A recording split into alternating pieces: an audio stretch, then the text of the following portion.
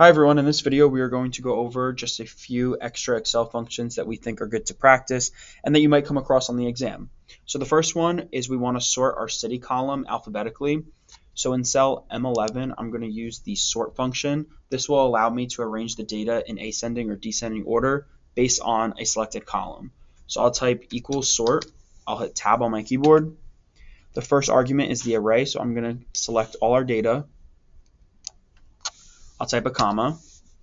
Our sort index is going to be the column number the data corresponds to. So if we count from the left, the city column is the third one. So I'll type a 3. I'll type one more comma.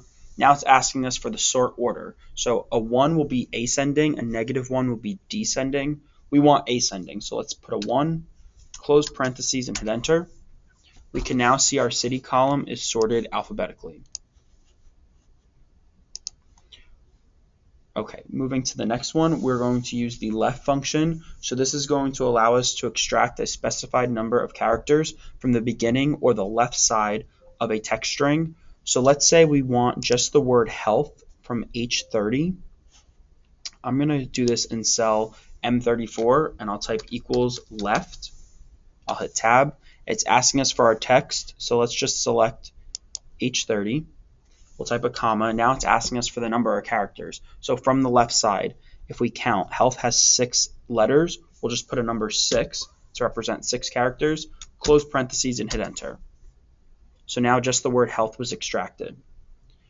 This is very similar to the right function. This will allow us to extract a specified number of characters from the end or the right side of a text string. So we will perform this in cell M34. And let's say we want to know the last 3 digits of this last customer number in cell F30. So we'll go back, M34 equals, we'll type right, tab.